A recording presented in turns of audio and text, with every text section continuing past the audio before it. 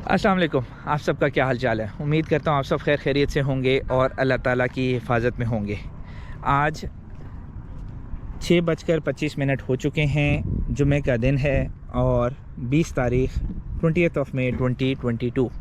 और आज मैं बेसिकली फ़ेज़ 8 आया हुआ हूँ just to record a video, क्योंकि ये एक बड़ा पीसफुल एरिया है। डिस्ट्रिक्ट कमर्शियल बहुत से लोगों को मालूम होगा, बहुत पीसफुल जगह है। तो आई थॉट कि इधर ही वीडियो बना लेनी चाहिए। एंड हेयर इस पार्ट माई बिलवड चंगान एल्सन लमेर। अल्लाह मेरे नसीब में इसको रखे और अल्हम्दुलिल्लाह वेरी प्राउड ऑनर।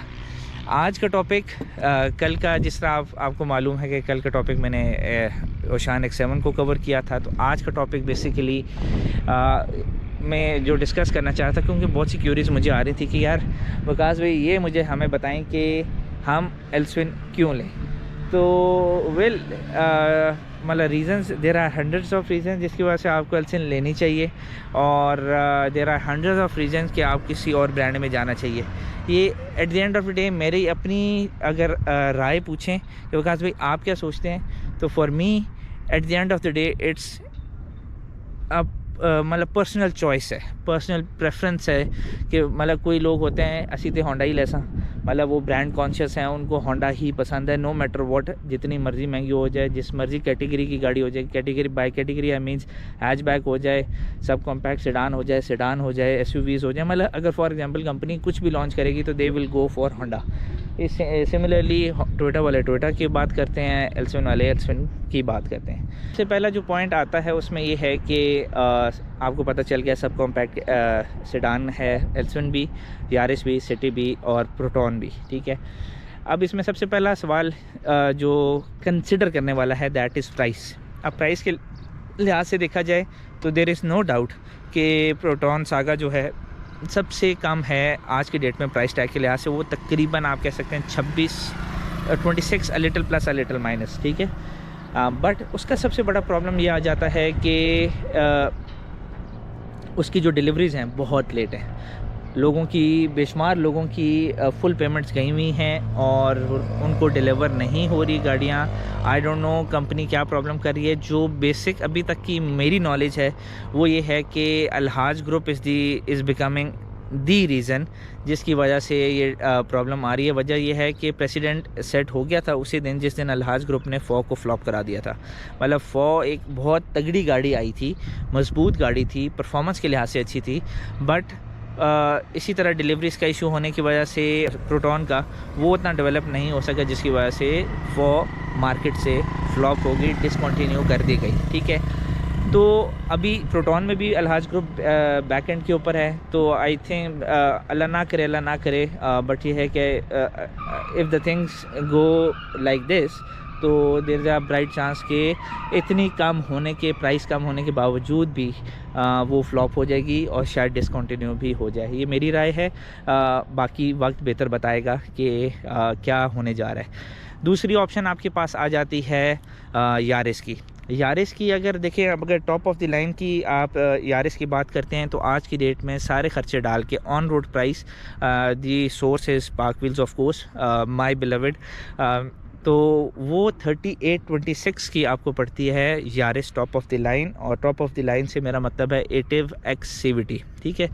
अब उसमें प्रॉब्लम क्या है, एक तो ये है कि प्राइस बहुत ज़्यादा है, दूसरी प्रॉब्लम ये है कि उसकी शेप को देखकर ये नहीं लगता कि मतलब एक एग्रेसिव लुक नहीं आती, एक सेडान की लुक नहीं आती, वो गोलू मोलू सी एक है।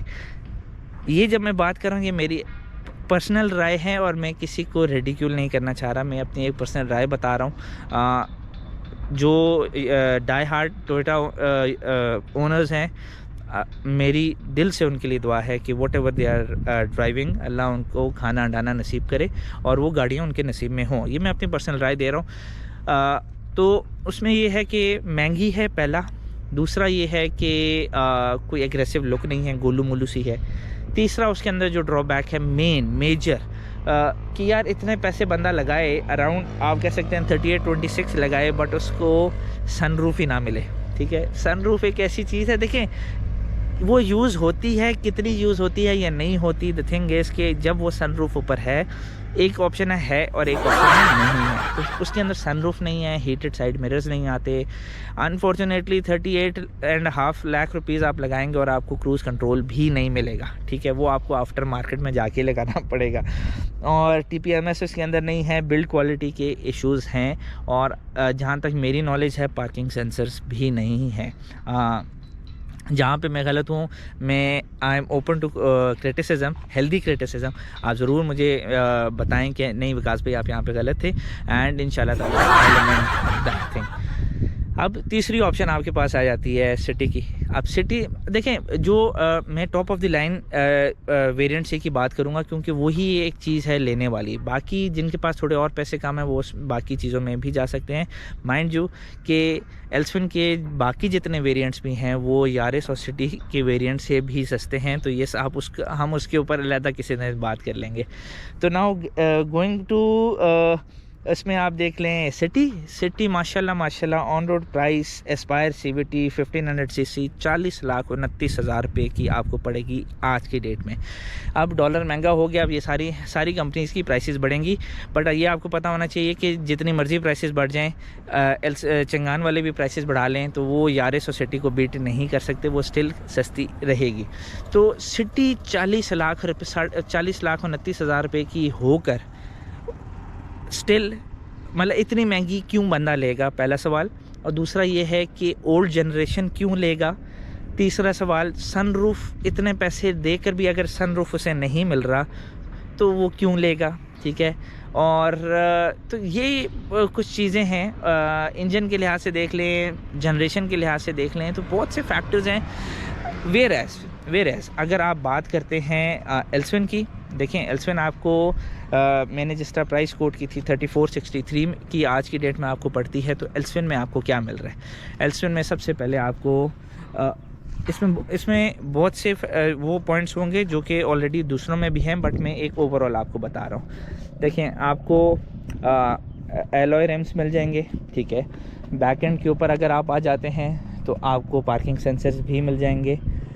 टॉप के ऊपर आप देखते हैं तो आपको सनरूफ भी मिल जाएगा। साइड मिरर्स के लिहाज से बात करते हैं तो ये निशान आप देख रहे हैं, ये आपको हीटेड साइड मिरर्स भी मिल जाएंगे, ठीक है। फ्रंट के ऊपर अगर आप बात करते हैं तो ये down here you can see बहुत ही ब्यूटीफुल किस्म के DRLs लगे हुए हैं, ठीक है। ओवरऑल फ्रंट के ऊपर आप देखते हैं, माजरत गाड़ी बड़ी गंदी है बट स्टिल तो फ्रंट के ऊपर अगर आप देखते हैं तो आपको एक एग्रेसिव लुक मिलती है, ठीक है। और इसी तरह आप अगर अंदर की बात करें तो आपको HMI मिल जाता है, आपको HMI भी मिल जाता है। स्टीयरिंग की बात करें तो आपको क्रूज़ कंट्रोल भी मिल जाता है, मल्टीमीडिया स्टीयरिंग भी आपको मिल जाता है, स्पोर्टी लुक का स्टीयरिंग व्हील आपको मिल जाता है। और ये सब कुछ अगर आपको 33.5 में मिल रहा है तो आई थिंक वन शुड आंखें बंद करे और उसे ले लेना चाहिए। This is the reason I से कि और एक और जो मैंडेटरी मतलब बहुत ज़रूरी चीज़ है, लेटेस्ट जनरेशन की गाड़ी है ये, जो ग्लोबली गाड़ी चल रही है वही पाकिस्तान में भी है। दूसरा लेटेस्ट इंजन है यूरो 5 जो कि बाकी सारे पुराने इंजन्स पे चल रहे हैं। 33.5 में आपको लेटेस्ट इंजन भी मिल जाएगा। 33.5 में आपको ब्लू कोर इंजन जो कि लेटेस्ट चल रहा है वो भी आपको मिल जाएगा, ठीक है। और बिल्ड क्वालिटी के लिहाज से 33.5 में इससे बेहतर आपको बिल्ड क्वालिटी कोई भी नहीं मिलेगी, ठीक है। तो ये रीज़न्स हैं जो कि ओवरऑल पर्सपेक्टिव बनाते हैं किसी भी बंदे का कि यार हमें ये गाड़ी लेनी चाहिए। तो I think I have covered the points. बाकी फ़ाइनल डिसीजन आप लोगों का है। मैंने कहा ना at the end of the day final preference ही काम आती है, नो मैटर कि गाड़ी कितनी महंगी कितनी सस्ती है। आखिर में ख्वाहिश, फ़ाइनल डिसीजन ख्वाहिश के ऊपर एंड होता है कि यार आपका दिल क्या कह रहा है। तो ये था आज का व्लॉग। उम्मीद करता हूँ आपको पसंद आएगा। पसंद आने की सूरत में चैनल को लाइक कर दें, चैनल को सब्सक्राइब कर दें, बेल आइकन को प्रेस करना ना भूलें ताकि रोज़ाना की अपडेट्स आपको मिलती रहें। और अपनी दुआओं में ख़ुसूसी याद रखें। टिल देन राह चलते हुए साइनिंग आउट। अल्लाह हाफ़िज़।